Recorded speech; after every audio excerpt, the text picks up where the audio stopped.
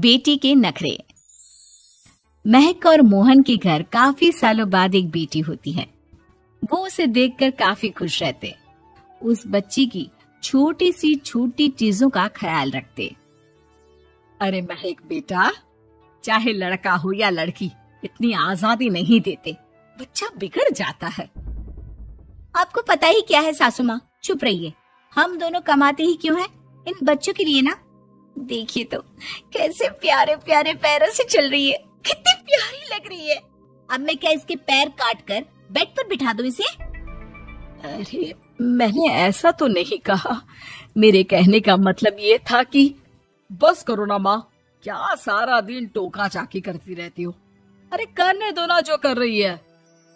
दोनों मियाँ बीवी अपने अपने काम में लग जाते हैं और सास मंदिर चली जाती है, लेकिन बेटी सौम्या घर में तेल का डिब्बा लेकर फैला देती है। घर को तो मैं पराठे की तरह सेक दूंगी।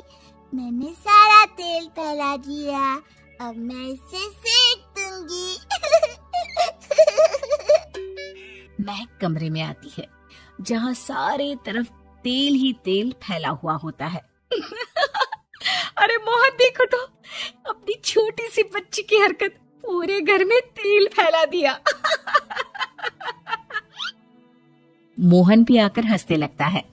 छोटी सी सौम्या को लगता ही नहीं कि उसने कोई गलत काम किया है, वो भी खुश हो जाती है। अब तो आए दिन वो कोई ना कोई नया नुकसान करती, कभी टूथपेस्ट गिरा देती तो कभी डिटर्जेंट। हालत ये थी कि घर का राशन किसी किसी महीने तो 2 बार भरना पड़ता। रोज ये कोई ना कोई नुकसान करके खड़ी होती है। अरे तो क्या हो गया माँ जी, बच्ची है, बच्चों वाले काम ही करेगी ना। आप बिना पता नहीं क्यों उसी के पीछे पड़ी होती हैं। धीरे धीरे सौम्या बड़ी होती है। एक दिन, माँ देखो दरवाजा खोलो, वो ऑनलाइन मैंने जीन्स मंगवाई थी, वो आई होगी। 3000 दे देना और पैकेट ले लेना। 3000? ऐसे कैसे जीन्स है बेटा, ये तो बहुत बड़ा अमाउंट है। माँ फालतू बात थोड़ा कम ही किया करो और जल्दी जाओ, वरना समझ लो खाना नहीं खाऊंगी मैं आज सारा दिन। सास वहीं खड़ी सब देख रही थी, लेकिन अब तो उन्होंने भी बोलना छोड़ दिया था। अब तो आए दिन सौम्या के खर्चे बढ़ते ही जा रहे थे, कभी महंगी ड्रेस तो कभी दोस्तों के साथ पार्टी। पैसे दे दो तो ठीक, ना दो तो घर में कलेश। ये सब तुम्हारे ही कारण हुआ है। देख रही हो कैसी हरकतें हो रही है इसकी। रात के 8 बज गए हैं, लेकिन महारानी जी घर पर है ही नहीं। तभी सौम्या पड़ोस के लड़के के साथ वहां आती है। ओके बाय रोहन, कल फिर मिलेंगे, लव यू। ये क्या हरकत है सौम्या, आज तो तुमने हद ही पार कर दी। पापा कब से परेशान है। और ये लड़का कौन है? तभी पास खड़ी सास बोलती है, देखो महक, आज तक मैंने कहा नहीं था, लेकिन मैं आज कहूंगी, क्योंकि ये मेरे घर का मामला है। मैं नहीं चाहती कि मेरे बेटे का खानदान खराब हो या फिर कोई हम लोगों के घर के लिए बात करे। जाओ इसे ऊपर कमरे में छोड़ाओ, इससे कल बात करेंगे। मॉम देखो ना दादी क्या बोल रही है, चुप कराओ ना इनको, जैसे हमेशा करा देती हो। महक को अपनी गलती का एहसास हो रहा था, वो चुपचाप खड़ी होती है। मोहन बेटी को अच्छे से कमरे में सुलाकर माँ के पास आता है। देखो ये लड़का ठीक नहीं है, अब तुम लोग इसकी शादी करवा दो, ससुराल वाले अपने आप देख लेंगे। शादी के बाद जिम्मेदारी पड़ेगी तो सब ठीक हो जाएगा। शादी अभी तो 25 की है ये। तो क्या 50 तक बैठाओगी? नहीं नहीं, ठीक कह रही है माँ, इसके लिए जल्दी से कोई लड़का देखता हूँ। अगले रोज सौम्या खाने के टेबल पर, मैं आप लोगों को बता देती हूँ, मैं रोहन से प्यार करती हूँ और उसी से शादी करूंगी। रोहन? वही ना सक्सेना का लड़का, वो सक्सेना जो पिछले महीने ही जेल से छूट कर आया है। वो जेल नहीं, काम के सिलसिले में अमेरिका गए थे। अच्छा, सक्सेना अमेरिका गया था तो क्या पैसा वैसा कमा कर नहीं आया? ये देख रही है ब्लाउज, उसकी बीवी ने सिला था मेरा। पैसे की कमी का रोना रो रही थी, पति को कोस रही थी कि जुआ खेलते पुलिस ने पकड़ा और लगी लगाई नौकरी भी छूट गई। दादी कुछ भी मत बोलो, दादी को चुप कराओ ना।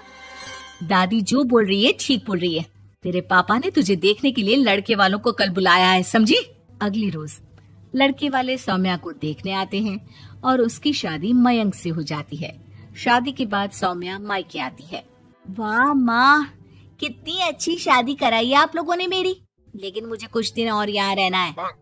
अरे बेटी, ये तेरा ही तो घर है, जितनी मर्जी रह। और क्या, दमाजी कैसे हैं? अरे वो मयंक नहीं आया, कल शादी, आज तू अकेले, सब ठीक तो है ना? महक एक बार फिर सास पर चढ़ बैठती है। अब बस करिए ना माँ जी, अब तो ज्यादा ही हो रहा है। माना आपकी कुछ बातें मैंने नहीं मानी, लेकिन अब ये मेरी बेटी मायके आई है तो क्या उसका मतलब यही कि वो लड़कर आई है? हाँ पीना। सौम्या दादी की तरफ देखकर मुस्कुरा देती है, जैसे उन्हें चिढ़ा रही हो।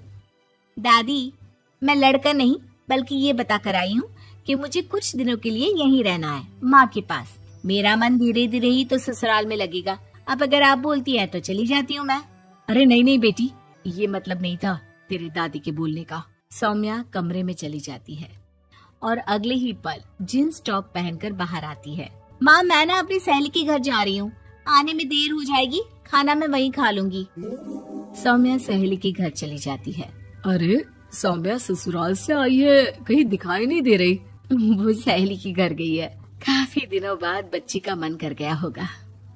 महक, रहने दे अब, इतना हल्के में ना ले। लड़की अब किसी और की अमानत है, घर में इतनी देर से आएगी तो लोग क्या कहेंगे। और होता भी ऐसा ही है। दरवाजे में पुलिस आती है जिसके साथ सौम्या होती है। ये आपकी बेटी है? जी जी, लेकिन क्या हो गया? पापा, मैं और रीना घूम रहे थे तो रोहन वहाँ आ गया। उसने मेरे गहने खींचने की कोशिश की, जब मैंने नहीं दिया तो मुझे धक्का मारकर मेरे गहने ले लिए। पापा, मुझे माफ कर दो, मुझे ना मयंक के पास जाना है, आप उसे फोन कर दो, वो मुझे ले जाएगा। दादी आप ठीक कहती थी, वो अच्छा लड़का नहीं है। कोई बात नहीं बेटा, मयंक का फोन आया था, उसे तेरी याद आ रही थी, लेकिन वो तुझे भी अपनी जिंदगी जीने से नहीं रोकना चाहता था।